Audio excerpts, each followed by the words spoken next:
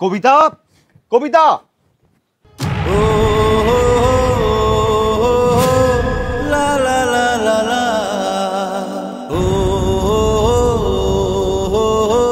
বোমা কে আসছে?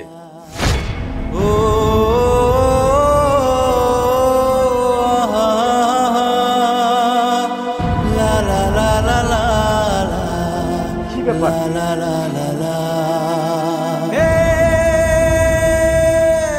তোমরা আমাকে দেখে অবাক হয়ে গেলে কেন? আমি বাড়িতে এসেছি, তোমরা খুশি হওনি?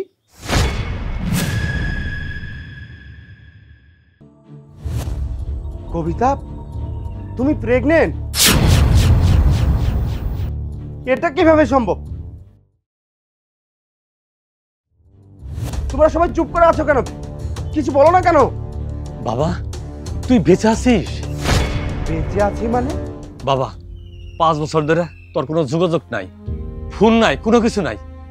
কিছু মানুষ বিদেশ থেকে চলে আইছে, তা ওর কাছে জানতে পারছি তুই নাকি বিদেশে কাজ করতে যায় 5 তলা থেকে পড়ে যায় মরে গেছিস গা।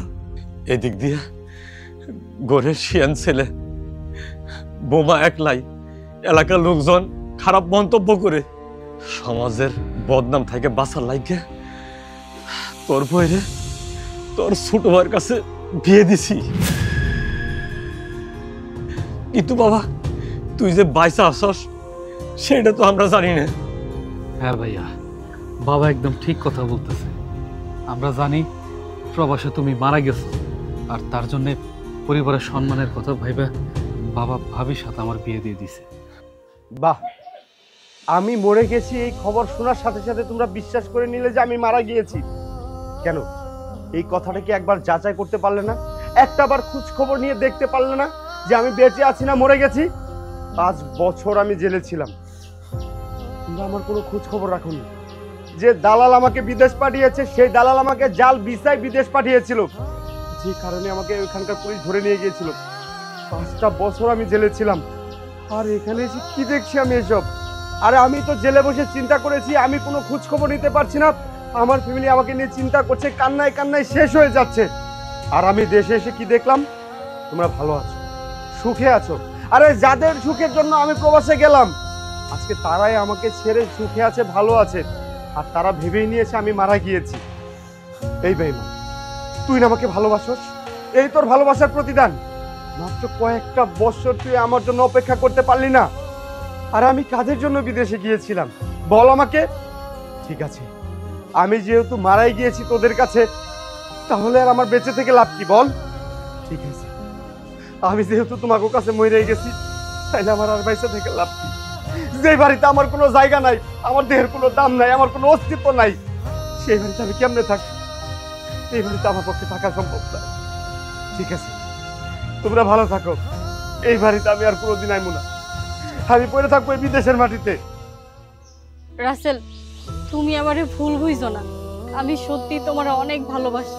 তোমার জন্য আমি 5 বছর কেন সারা জীবনই অপেক্ষা করতে পারতাম, কিন্তু এলাকার মানুষ আমারে ভালো থাকতে দিল না। এলাকার মানুষ কই করে আমি নাকি তোমার ভাইয়ের সাথে পরকীয়া করি। সমাজের মানুষের কাছে আমার বাবা মা মুখ দেখাইতে পারে না, তোমার বাবা মুখ দেখাইতে পারে না, নানান ধরনের কথা কয়। তাই সমাজের মানুষের মুখ বন্ধ করার জন্য, পরিবারের সম্মান বাঁচানোর জন্য তোমার ভাইরে আমি বিয়ে করছি। তুমি বিশ্বাস করো, আমি জানতাম যে তুমি ফিরে আসবা, কিন্তু এই জিনিসটা আমি কাউরে বোঝাইতে পারতাম না। কেউ আমার কথা বিশ্বাস করতো না।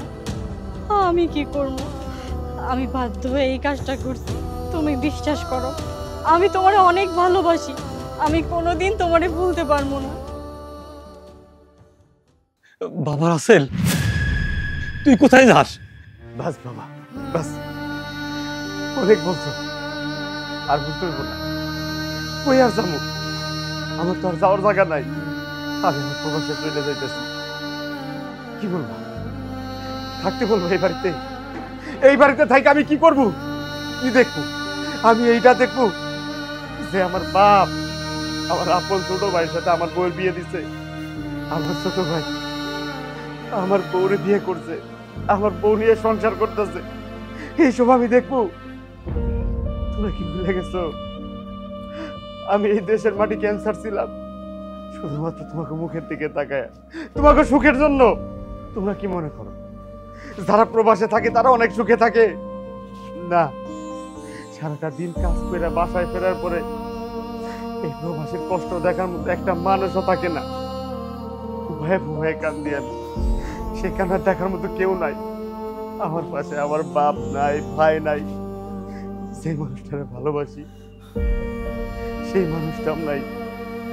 প্রবাস থেকে যখন দেশে আসার কথা চিন্তা করছি, বুক ভরা আশা নিয়ে আসছি।